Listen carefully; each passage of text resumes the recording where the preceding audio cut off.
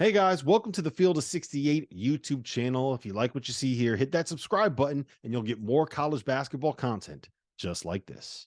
Let's get into the Big Ten because I think the Big Ten is it's an interesting league this year, to say the least. I think that it has the storyline that I'm going to be rooting for the most this entire season.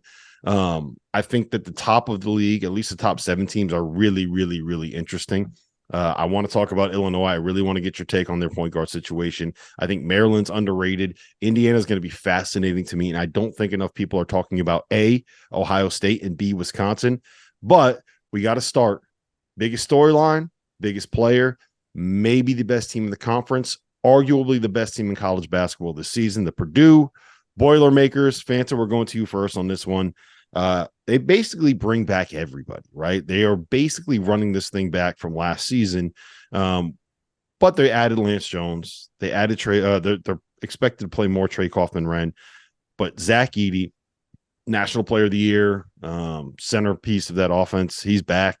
Matt Painter is back. It looks like they're just going to try to run this thing back all over again. Are you a fan of that decision? Do you think this is what they should be doing? And what are you hoping to see out of Matt Painter's group this year?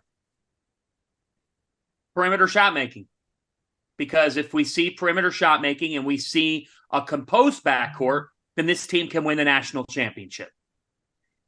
They are a team that I'm totally okay with a 29-win squad running it back with players who are hungry and frankly angry about the way last year ended. All that Braden Smith and Fletcher Lawyer and Trey Kaufman-Renn and Zach Edey and Ethan Morton and Mason Gillis, all they've heard about for the last 6 months is how they were on the wrong side of history. That has to drive them into this year. And Matt Painter brought this up in February after a loss to Maryland that I happened to be at. He said, you can have the best player on the floor, but if you're not playing complementary basketball, it can end up not mattering. And I thought that those words were so applicable when we got to the NCAA tournament.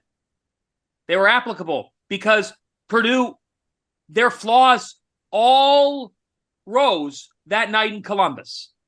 And what we saw was the freshmen showed that they're freshmen. So you hope that Smith and that Lawyer have both grown. I would imagine that they have, because all we've ever heard about is how competitive they are, how fierce they are. But if Purdue, if that backcourt is handling ball pressure better and they're able to play complementary basketball where the center of attention, Zach Edey, can get even average amounts of help, it's going to change the complexion of this team. I don't think, and I want to get your thought process on this from both of you, I don't think Matt Painter has to open up a new textbook and start teaching the game totally differently. He's been a great coach. He's just got to adapt and tinker a little bit and hope that a year under these guys' belts and the experience of last year can do what it once did for Virginia. How much do you really have to change? I agree with you, Fanta. Like, how much do you really have to change? You needed your guards to get a year older. Now they're a year older. And here's another thing, too. How often are you going to run into a matchup quite like that against FDU? It was the exact wrong situation for a Purdue team that very well could have ended up at the Final Four with us in Houston, like last year. And for them to be able to run it back, I feel like I would want them to shoot it a little bit better. Braden Smith was at 37.5. Fletcher Lawyer at 32. I feel like he's a better shooter than that. Kaufman-Renn's at a quarter. Like, you got to have guys that shoot the ball a little bit better just for the sake of argument. You want them to be able to space it a little bit for Zach Edey. But even without, the floor spacing that you would want, Edey's still National Player of the Year at 22 and 13. So he's not going anywhere. He's still going to be big. He's still going to be dominant. He could be back-to-back National Player of the Year because, guys, who the hell's going to stop him? Yeah. So Purdue's still going to be very good. They're still not overly athletic, but Paint does such a good job of putting them in the right position. Do they win the national championship? I don't know, but I think it's completely plausible that they end up in Phoenix. And I say that without the shadow of a doubt. They're not overly athletic, but Paint's going to be able to get those guys in the right spots to have success. And I think last year was a bit of a fluke. And even the year before against St. Peter's, it was like wrong place, wrong time. Oh, crap. Small players can shoot pressure. It's tough. Here's what I'll say to that. And for the record, I think that Purdue is closer to Kansas and Duke than they are to anyone else in the country, if that makes sense. I think it's closer to a top 3 in college basketball than it would be to a top 2. I think everything you said about Braden Smith and Fletcher Lawyer is correct. And I do think that Trey Kaufman-Renn, based off of the conversations that we had with Matt Painter at the Hall of Fame show that we did, sounds like he's going to be the guy that kind of has a big year this year. But I thought it was really interesting what Painter said there. He said that the common denominator between all of those early season or early tournament knockouts, from North Texas to St. Peter's to fairliegh Dickinson, the one common denominator is Matt Painter. And I think it's very clear that he's kind of going all in on this idea that, like, what we do is the right way to do things. And we're just going to keep doing it, which, like, you just won the Big Ten regular season title by 3 games. You just won the Big Ten tournament title, right? You went 29-5 in the regular season. You do a lot of things right there. At the same time, is he at a point where he needs to change, Tio? Is he at a point where he needs to look in the mirror and say, okay, this is great for winning in the Big Ten. Maybe this isn't something that's going to win in the tournament. Or do you just say, like, this is March is March. Bad luck is bad luck. And you got to keep doing what's great because we just won 29 games doing it. Because I'm torn. Over the last two seasons, they've won 58 games. A lot of games. That's a lot of games. Like, what do you really want to change? Like, the tournament's the tournament. 2 bad matchups, Sweet 16 and a first round exit, like, both against the same type of team. Like, that's kind of the thing. They're not geared to play some of these low major schools that get up and pressure you. And guys, there's a lot of talent in college basketball right now because of that extra year. We've talked about that ad nauseum. Like, there's more better players. I know that sounds like a grammatical mistake, but there's more players that are really, really good. And so what happens is you end up running into a buzzsaw against a team that is exactly your kryptonite, and small guards that pressure you, that take you out of playing in the half court. It's tough. It's something to be said about seeding too. If they are seeded correctly, and quite frankly, if the NCAA tournament seeds it correctly, we probably don't have the Final Four we had last year, but that's a whole different story. If it's seeded in their favor, they're in Phoenix. I think it comes down to that. Yeah. The one thing I will say is it's a mental thing for me at this point, John. I do think that if you look at what UVA and how they handled this, I don't think that there's a better coach for that. And I don't think that there were 2 players that were better ready to take all of that on than Ty Jerome and Kyle Guy. And I think Zach Edey's kind of wired that way. But I also do think that it's very hard to separate the let's just call it lemon booty, right? When you start puckering, when you start choking up just a little bit, when you feel a little bit of that game pressure, I think that's probably at least 50% of what's happening with Purdue in some of these games. That's probably the first of 2 Kyle Guy references we'll have today, by the way. I think that, and hopefully Kyle makes some sort of commission off that. I'd hope that he does. Kyle Guy, lemon booty, butt puckering. No comment. No words. No comment on that. I've already stepped over my line today, so yeah. My 2023-24 season work on is to avoid talking about body parts. Let's go back to Purdue. Lance Jones is a really good defender and a guy who can make shots and a guy that should come into this program and fit well. And here's the thing. Here's the facts, okay? I agree with the mental part. I totally do. I don't think Matt Painter has to change his scheme massively. You can't go 29-5 and then tell me that something is not working for March. I mean, there's too much right there. They were out in Portland, and look what they did in the PK 85 against teams that were not in the Big Ten, albeit early. I understand that. But still, to me, the number that you can point to is 32. 32% from 3 last year as a team. It's just not good enough. It's both not good enough and both very, very inconsistent. I mean, they cannot be a team that's shooting the basketball in games in the low 30s. Okay? You have the best player in the country. And how many shots does he miss? Not many. Not many. So they need, and I think it's just they just need to be able to identify who those two shot makers are per game. And honestly, like, I like the way that Mason Gillis and Ethan Morton can play the game. But when you look at their figures, I understand. And you know, Caleb first, I won't loop him in as much because he's 6'10" and a different role. But to me, like, their supporting cast just didn't do enough last year. National Player of the Year or not, they missed open shots in key games. And I don't know. And I think at first it was just a matter of, hey, we had a bad day, or hey, we've had an off game. And then I do think, Rob, when the season intensified in February, not Big Ten tournament, but February, and then again when you hit the floor in March Madness, there is such a thing in the NCAA tournament as yips, as the spotlight shines on you so bright that you just don't do the things that you've become accustomed to doing on a game in, game out basis. It's sometimes simple. It's a make or miss sport. And in this sport, there's a lot more misses than there are makes at the end of the day, just because of the level that we're talking about. There's a lot of talent, but shot making is something that can come and go. If Purdue can be a team that can turn that low 30s into a number that's closer to 40, and Zach Edey's putting up 22 and 13, then those run-ins with FDU and St. Peter's can all get washed away. To me, there's too much right with this team for me not to say that you have that picture of Arizona up in your locker room and you're thinking about making that elusive Final Four for Matt Painter. To me, the challenge for Purdue actually is showing up in November and understanding that nobody's going to lie down and that you can't advance the calendar to March. We know March is inevitable for Purdue.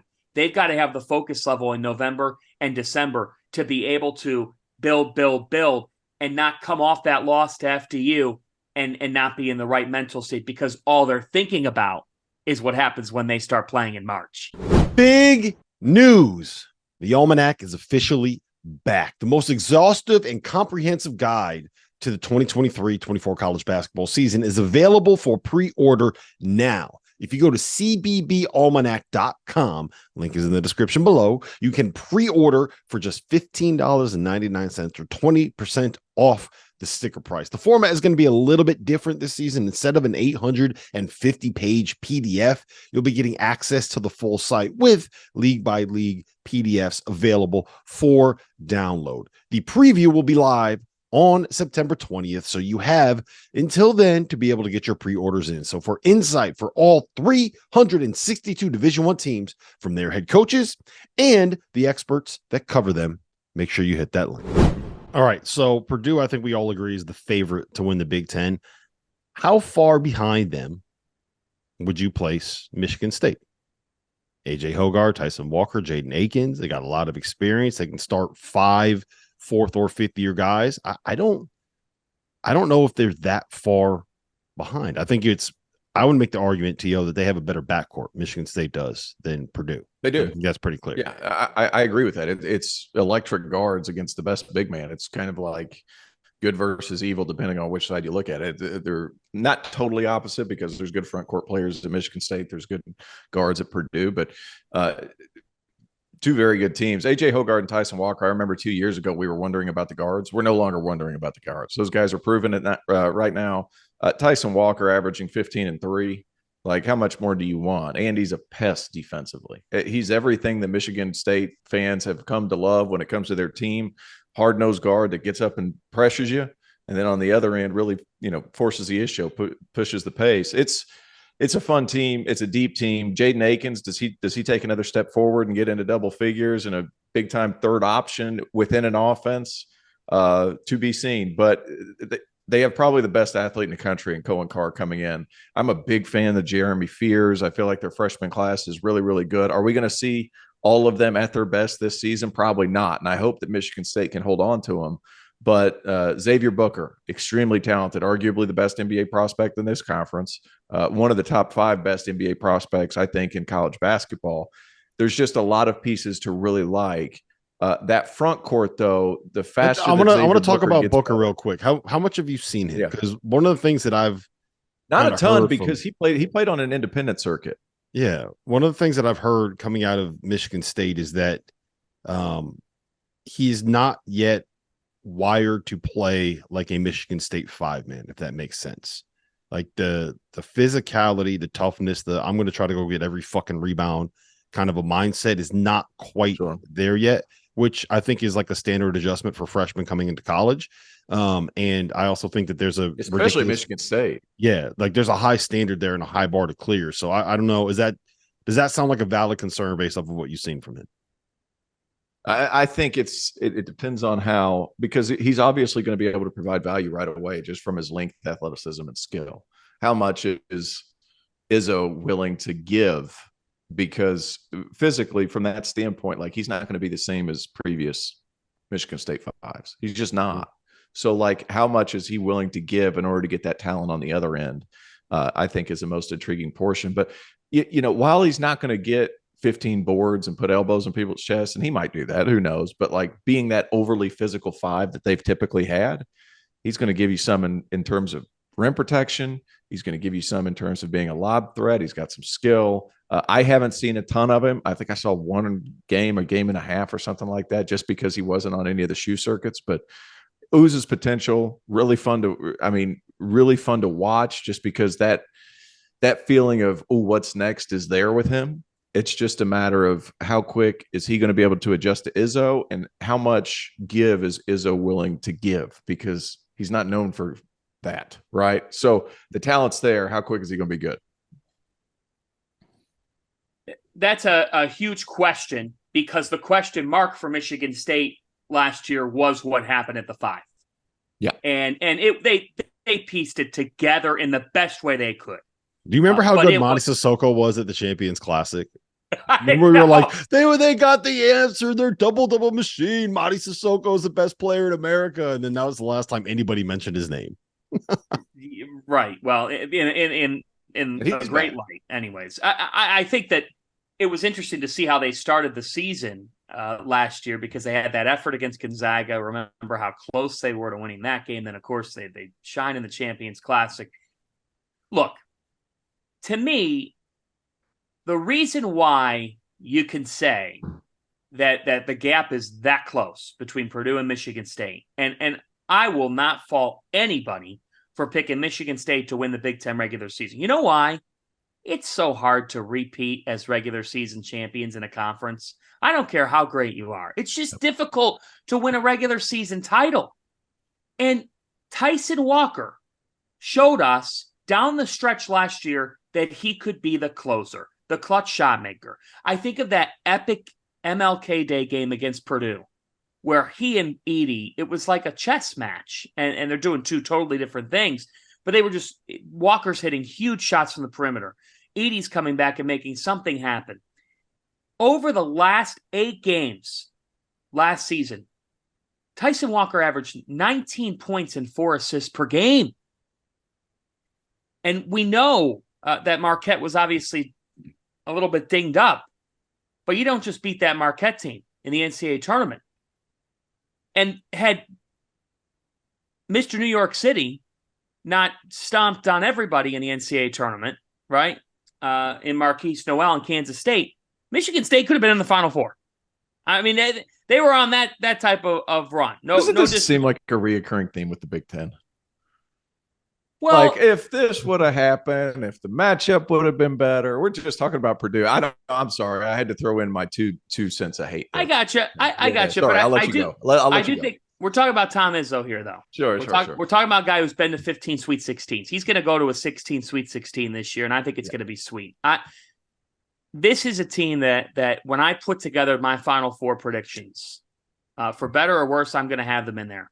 I'm putting the Spartans in there because I believe in them, and I believe in what you just said. That backcourt's as deep as any in America. They have a closer in Walker. to me, guys, my biggest key, Malik Hall, please stay healthy. Yeah. He's had too many injuries and too many setbacks over his career that just when this team's hitting their stride, he gets banged up, and he means a lot to his team. I will say this about Michigan State. One, I think they're going to miss Joey Hauser a little bit more than people probably realize because of his shooting ability and the way he could slot in at the 4. And 2, Saturday, March 2nd, in the year of our Lord, 2024, they are playing at Purdue in the third to last game in the second to last week of the regular season. Mackey Arena may implode. It may deconstruct as that game is being played. And I, for one, I don't think I could be more excited about a basketball game on a Saturday afternoon. That is 6 months away. The Michigan State at Purdue, which I mean, that could be for the Big Ten regular season title right there. T.O. It's a Saturday night game. It is. And I'm just letting Big Ten Nation know, go ahead and get your Peacock subscription up because they have the rights to some big time matchups in that league. So you guys might as well go ahead and figure out that streaming situation because I've been told, I've heard rumors. I've heard rumors that there's some big matchups on Peacock. So go ahead and bite that bullet and pay for that one. The schedule's out. The schedules just came out as we're doing this pod. And as you're saying that, I could tell you folks that Indiana and Purdue in Bloomington, Tuesday, January 16th, that game is going to be on Peacock. Yep. That was the one I had heard that was going to be on Peacock. So that go ahead and among others. I mean, Michigan State, Illinois, Ohio State. Those games are on Peacock. Yep. So it's going to be that's good. Peacock's going to be a major player. So you might as well just bite that's what they do. That's what they do with Peacock is they put all the biggest games behind the paywall to make you subscribe. It's it's smart. Go ahead and I bite get that it. bullet. I get it. So big news. The Almanac is officially back. The most exhaustive and comprehensive guide to the 2023-24 college basketball season is available for pre-order now. If you go to cbbalmanac.com, link is in the description below, you can pre-order for just $15.99 or 20% off the sticker price. The format is going to be a little bit different this season. Instead of an 850-page PDF, you'll be getting access to the full site with league-by-league PDFs available for download. The preview will be live on September 20th, so you have until then to be able to get your pre-orders in. So for insight for all 362 Division I teams from their head coaches and the experts that cover them, make sure you hit that link. So we talked a little bit about Purdue. We talked a little bit about Michigan State. The other team that I think you can make the argument is the next most talented in the Big Ten is Indiana. And my question to you is, are you going to trust a team where 4 of their 5 best players are front court players, and their point guard is Xavier Johnson, who has put up big numbers, but who I don't think has really shown us throughout his now 6-year career the consistency to be a winning point guard. Where do you stand on Indiana, Fanta? Wow. I think that's the biggest question in this league from team to team, because if it all pans out, this is a team that could end up being a really special group, because there's so much upside to the talent that they have. I mean, kel'el Ware, Mike Woodson told me a couple of weeks ago that kel'el Ware has it in him to be a great player, and that the Oregon chapter was the Oregon chapter. And he was pretty candid. He said, look, man, shit happens. That's the point of the transfer portal. He's coming here. He's going to play a big role. We're asking him to play a big role. Mackenzie mgbako, by all accounts, is oozing with talent. And when Mike Woodson says of a freshman that oozing with talent. Yes, oozing with talent. I don't understand you sometimes. You try to set some people up. Continue. I mean, we're talking about Peacock subscriptions and oozing with talent. Folks, the fact of the matter is mgbako has a chance to be special. When Mike Woodson says that Mackenzie and mgbako, Tio, could be leading them in scoring on a given night, that stands out to me. Because Mike Woodson doesn't hand out praise. No. He doesn't hand out praise, nor alone to a freshman. To me, the question is, do they have enough between, like, Xavier Johnson is what he is. He's a very good, adequate guard who can make plays for others and be a leader. He's the heart and soul of that team. He's a very good player. Okay. He's your age. Is he an All-American? No, but yeah, he's an old guy who's going to step up. I just question this team's ability to make perimeter shots. I don't know how they're spacing the floor game to game. Trey Galloway's a role guy. It looks like they're going to ask him to start at the 2. It's a big. He plays with energy. He defends. He's quick. He makes hustle plays happen. But to me, from game to game, what does Indiana's offensive production look like post Trace Jackson Davis, post Jalen Hood-Schifino? Because the fact is, they are counting on a lot of new faces to be double-figure type of guys. They need the Malik Reneau breakout season is what they need, T.O. Yeah, and they need mgbako to be a big piece too, because he can space the floor. He's shown that, at least when we watched him whenever he was on the circuit. Like, he's a guy who can shoot the ball, get shots off of one dribble, doesn't need the ball to be dominant. And I think within a system, he'll be pretty good. Caleb Banks is a talented kid that'll come off the bench, an Atlanta Celtics kid that didn't play a ton last year, but he's got that ability. Peyton Sparks shot 40% from 3 last year and averaged 13 and 9. He's a guy that can really shoot the basketball from Ball State. We'll see how that works. Kind of another big 6'8", 6'9" guy that can space the floor.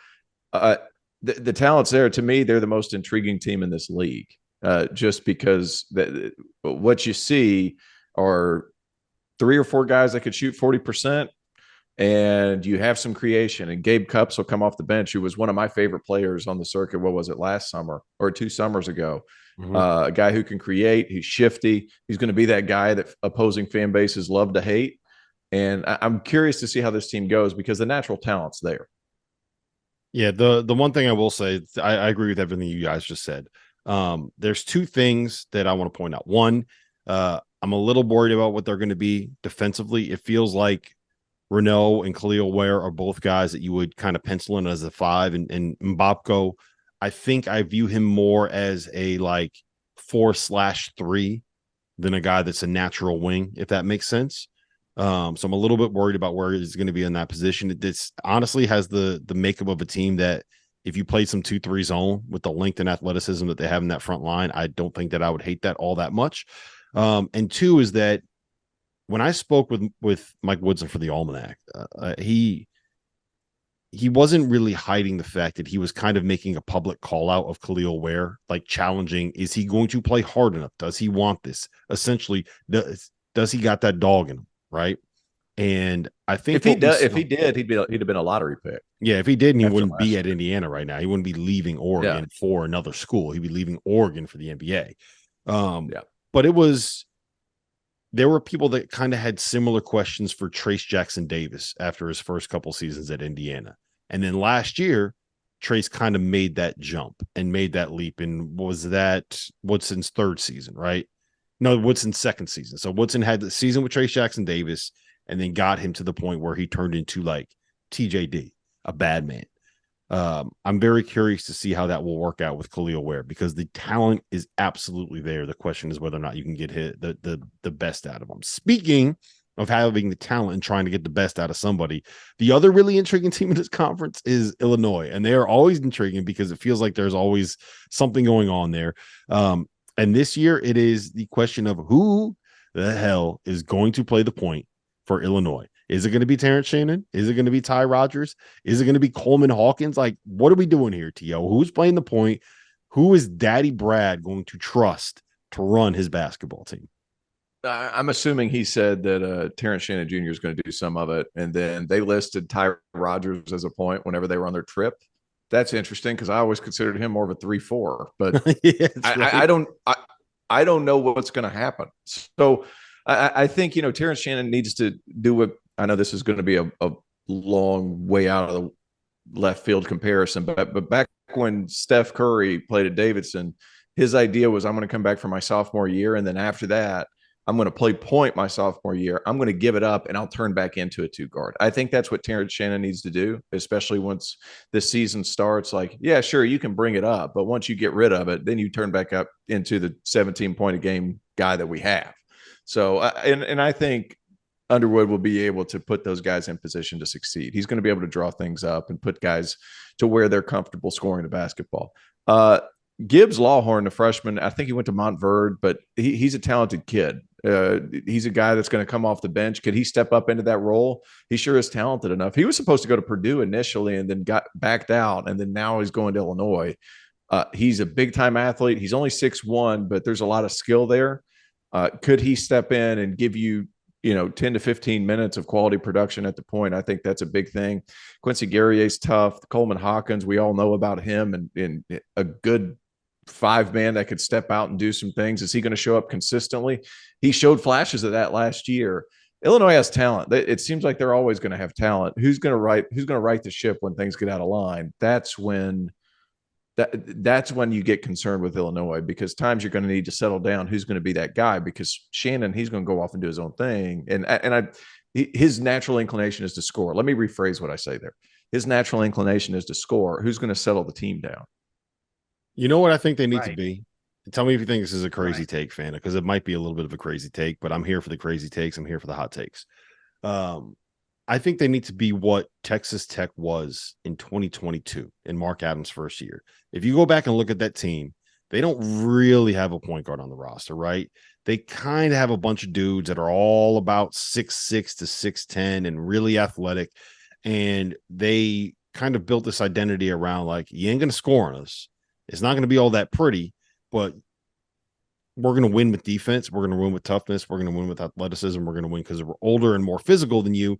And we'll do enough offensively and on the offensive glass and kind of turn turnovers into pick six layups at the other end. And if you do that, right, if Illinois can be a top 10 defense with a guy like Terrence Shannon, with a guy like Coleman Hawkins, with a guy like Marcus Domask, who's coming in average 4 assists at his last stop, with some of like the young pieces, Luke Goody, you mentioned Dre Gibbs Lawhorn. I think that there's enough there to be a top 20-ish kind of a team. But I think Illinois fan is permanently going to be a team that I think can beat anybody in the country and also can lose to anybody in the country on any given night. Yeah, that's fair. That's what they've been, right? Yeah, forever and ever. That's what Daddy Brad is. And look, he's done a very nice job of getting the program, which went 7 years without an NCAA tournament berth, and getting them back to the big dance floor. That the expectation that the minimum under Brad Underwood is that they're going to dance. They're going to find a way to the NCAA tournament. Where your defensive take comes in on how they could be defensively. Here's the thing: they're old.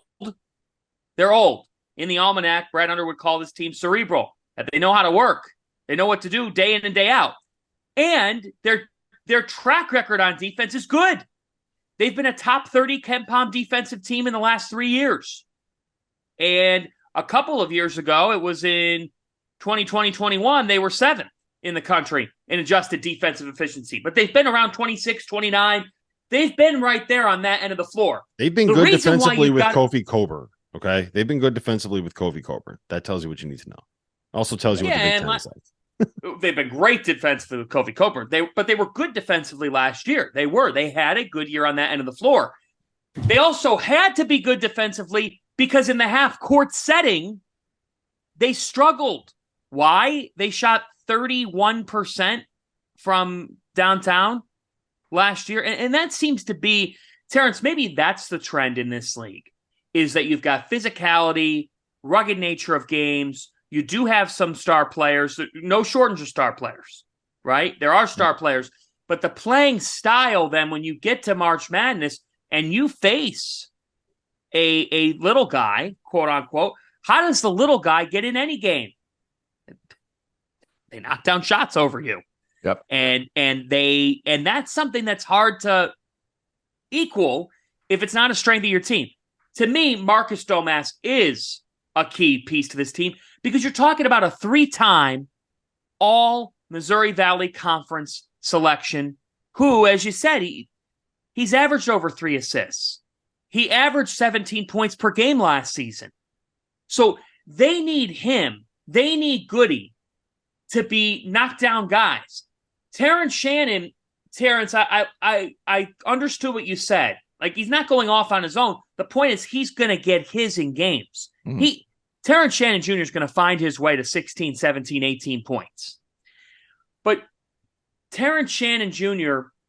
needs to show that all the work that he does, and he does a lot of work. He's up every day at 4:30 in the morning. He works his ass off. We've heard that story before.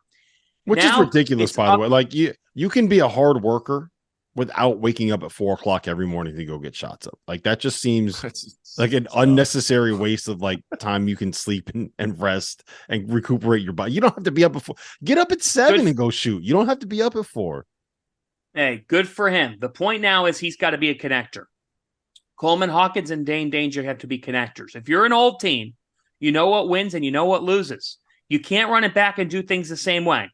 To start the year, Shannon's got to, in my opinion, be the point man. And then if they can be able to get to a point where they can really fully hand off the keys to Ty Rodgers, if Ty Rodgers is capable, this is a top 20, if not top 15 team.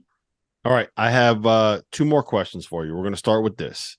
Maryland, Ohio State, and Wisconsin are all kind of in that like borderline top 25 range right now. They were picked 5th, 6th, and 7th in the Big Ten in the Almanac in the preseason. I think all of them have some real sleeper potential and are being kind of underrated. So I want you to pick who you think is going to be the best out of that group. Maryland, Ohio State, Wisconsin. Terrence, go. That's a tough one. That's a tough one. What I will say is it just depends on night to night what you're going to get. Maryland's going to be able to defend. Fanta. Do you think he's going to answer the question? I'm getting to my answer. Ohio State certainly has talent. I'm very political right now. If I had to pick one out of the 3, it would probably go to Ohio State because of how bad last year was, and they're going to be on a revenge tour. I'm just such a big fan of Bruce Thornton. I think he's one of the toughest freaking point guards in college basketball. They're going to be a little bit older. Jamison Battle's a nice player. Carr is a year older, a year more physical. I'm curious to see how that goes. I think Dale Bonner is – I think he's a very okay player, but I think he's a plug-and-play guy that's going to give you a lot of minutes. But this is a revenge tour. This is a revenge tour for Ohio State, who wasn't very good last year. But all that being said, Connor Esigian is the most underrated and underappreciated player in the Big Ten at Wisconsin. I can't believe you guys didn't have him on a preseason all-conference team. That's crazy. That was all Goodman. That was all good. Yeah, that's crazy to me. That is an oversight of epic proportions. And I like the addition of AJ Storr at Wisconsin too, which is kind of a weird one. But I like what he does. He's big, he's physical, he can knock down shots. Wisconsin, those 3 are really good. I think the revenge tour at Ohio State, there's a lot going on there. Well, I was going to say, for the reasons that you just mentioned, I was going to say it's Wisconsin. Like, I think Wisconsin is borderline, like, I think they're closer to top 15 than they are top 35, and that might be a hot take. I'm a fan. But I mean, look, Chucky Hepburn, I think, is a really good point guard. You mentioned Connor Esigian. We know what Tyler Wall can do. How did he not? Did Jeff not see Connor play last year? I think Jeff. Well, there's your second Kyle Guy reference. Yeah, I'll tell you this. I'll tell you this. It's to me, it's definitive proof that Goodman doesn't know ball. But you give me Chucky Hepburn, Connor Esigian, Tyler Wall. We know how good he's been throughout his career. Max Klesmit is your typical like Wisconsin role player. Stephen Kroll, your typical Wisconsin 5-man. And then you add in a guy like AJ Storr, who is completely different from all of the players that they have, will give you a completely different look. And I think, I mean, we have him scheduled as being a guy coming off the bench, which makes sense because Wisconsin brought back all 5 of their starters. But AJ Storr is going to be the dude at the end of a game that you give the ball to and say, go get you one. Right. Yeah. I think that this is going to be a very, very, very good team. And I would be really surprised if we looked up in February and they weren't right there in the race for like a top 3 spot in the Big Ten tournament. And it's 4 buys in the Big Ten tournament, right? I think that they have a very, very real chance to get a bye. look, when you bring back 9 of your top 10 scorers, you miss the NCAA tournament, and you've got legitimate sophomores who had solid freshman year and now are going to take a climb, and you bring back 2 guys that were preseason all-conference in Wall and Hepburn. I mean, the logic would say that Wisconsin is going to be a real dark horse nationally. I think the natural question is, can Hepburn now be the guy? Can Hepburn now be the – and maybe they don't – here's the thing. The reason why Storr is a great ad, Rob, is because St. John's went to him a couple times as a freshman late in games last year, and he hit big shots for them. Good. He had a game winner against Georgetown at Madison Square Garden. I'm thinking at the time, this kid is a freshman, and that's not easy to do. So that was the issue with Wisconsin last year. They couldn't break through in a close game, but now they've got a CGM with a year under his belt. They've got Storr, so they've got shot makers. Like, Wisconsin might play a certain style. But, T.O., you know how sometimes you say that Virginia, the numbers are reflective of the style, that doesn't necessarily make them a bad offensive player? Sure. Wisconsin's kind of got that makeup of they might play a certain way because Greg Gard's going to impose that they're going to win a war. But that doesn't mean that they don't have offensive pieces. Like, they can win a game 77-72 this year if they need to. Yes. Maryland. Let's make the case for Maryland. And I believe that the answer is still Maryland because they won an NCAA tournament game and they didn't beat Alabama, but they fought. And the Fighting Kevin Willards here are coming off a year where they laid the foundation in College Park. There now is a foundation laid there. He's got one of the leaders in the country as a guard in Jahmir Young. I mean, Jahmir Young is heart and soul, transferred to Maryland, wants to be the guy that elevates this program. He takes pride in doing that. We don't talk about freshmen a whole lot, but by all accounts, Deshaun Harris-Smith is going to come into Maryland and make an impact. And you know, when you're a freshman, your chances of making an impact increase when you're playing around seniors and experienced players. Your life gets easier. The game does slow down because you have guys that slow it down for you. Deshaun Harris-Smith and Jamie Kaiser should come in and make an impact. They showed some strides here over the summer. I love Jamie Kaiser. Dante Scott's still around. Julian Reese is listed as a junior. He's more like a senior than he is a junior. He's played a ton of minutes here in his first couple years of college basketball. And guys, if you look at Kevin Willard's history, now he had Grant Billmeyer with him, but if you look at Willard's history, Romaro Gill, Ike Obiagu, Angel Delgado, one of the themes is that big men under Willard get better and better and better. Reese is going to be a beast. Maryland is a top 20 team. Yeah, I really like Maryland as well. I tend to lean a little bit closer to Wisconsin than Maryland, but the combination of Jahmir Young, Deshaun Smith-Harris. I'm glad you mentioned Jamie Kaiser too. He's a player. All right, I love that. Will the field of 68? Wait, will the field of 68 make their first trip to College Park this year? It's not going to be my first trip to College Park. I used to live in D.C. Won't be mine either. I've been to College. I've been to College Park. Never done an after dark from there. Maybe we will. Never bring the blue wig. Bring the blue wig. No comment. All right. The last one I got for you is we got 3 teams that we haven't talked about yet that made the NCAA tournament last year: the Iowa Hawkeyes, the Northwestern Wildcats, and the Michigan Wolverines. First and foremost, Juwan Howard. He's got the. What do we got there? This is my last trip to Maryland. I have it. Wow. Right here. Was that the game you got ejected for punching a dude in the face? No, it wasn't. Another nightmare ending for the Terps. Oglesby hits the game winner, 73-70. My only trip to Maryland. Oh, there you go. I'd love to go back. Only fond memories. Is it because you and SVP have the same hairdo? SVP, look, my story on SVP, after I hit the game winner, I tried to get him to take a picture with me, and he took a picture of me. I can't find that picture anywhere.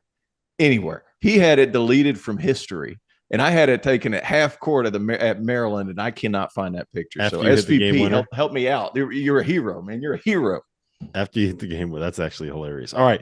The Michigan Wolverines, hopefully Juwan Howard, he had heart surgery. So we're wishing for the best for him to get back on the court and get back healthy. But Michigan, Northwestern, and Iowa, 3 teams that made the tournament last year.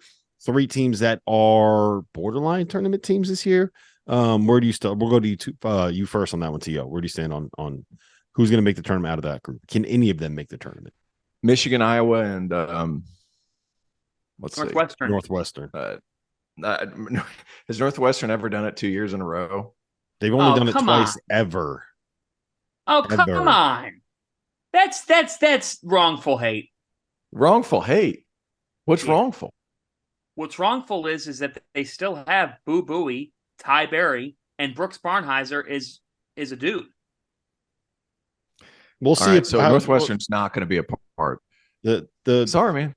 The problem with going all in on Boo Buie is that I don't know how long he's going to be able to. I don't know if he'll have the stamina while he's just carrying Greg Waddell on his back everywhere. So I don't know. I don't think I can get on board with the Boo Buie bandwagon. Now this is the sector of the Big Ten where, like, if only Sleepers Media could crash the Zoom right now, because here you go here with, I mean, of the three you just mentioned, I think that the most curious one is Michigan. It has to be Michigan because they went through an offseason that was really strange. I mean, let's face it, the Caleb Love thing was just plain odd. Mm-hmm. Okay. And then you transition to, okay, so then what's going to happen here with this team in the backcourt? And the fact is that they're walking into this season now, and they're really counting on Doug McDaniel to take a significant leap. I think he has it in him to do so. And Namari Burnett to come in and hopefully, by virtue of playing for a team previously that didn't have a real carved out role for him when it comes to minutes, that he can come in and now be a guy that if he averaged 6 points in 14 minutes per game, can he average 12 to 14 for his team in a game? But I don't know what to expect from this team. Frankly, one of the early season games that I am overly fascinated by is at Madison Square Garden on Monday, November 13th, because it is literally a week into the season, and St. John's is hosting Michigan. I think I know what to expect from St. John's, but I don't fully know what to expect from either team. Who's good, who's not, what's their rotation look like?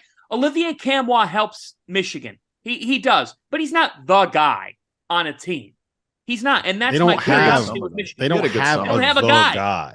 You want to know if I can make one trade like inside the Big Ten, right? If there was one trade that I can make that would make one team really good, I would take the homie Boo Buie and I would put him on this Michigan roster. Because if you give me a guy like Boo Buie, I know, but I think that Boo Buie is a really, really good point guard. I don't think that he has the supporting cast around him at Northwestern that they need. Losing Chase Audige is going to hurt. It feels very weird to sit here and say losing Chase Audige is going to hurt Northwestern as something on a Big Ten preview. Whereas I just don't know. The answer is Iowa. Yeah, that's what I was going to get to. Is I don't trust the point guard play. I think that there's a good supporting cast and there's no guy at Michigan, which is why I'll just lean on Iowa. Fran's just always going to find a way to turn his team into a top 5 offense. They'll play enough defense to get to 9 or 10 wins in the Big Ten, and 9 or 10 wins in the Big Ten is going to get you a trip to the NCAA tournament. Correct. Fantasy. I agree. And not only that, they're offensively, Iowa's always going to find ways to score in a league that sometimes struggles to score. So sometimes that they're just going to be able to score more than the other team. They're kind of Fancy. You know what's going to happen this year? T.O. is going to sit there. He's going to watch Peyton Sandfort take 21 threes a game and shoot 46% from three. And he's going to sit there and say, why in the hell did I not go play for Fran McCaffrey? Yeah, of course. Look, Fran McCaffrey is a dream to play for, particularly from the offensive end of the floor. You're going to learn the game at such a high level. You're going to be able to process the game, and you can go pro. I mean, he has shown he could develop guys into pros. Look at your game face right now. That's McCaffrey.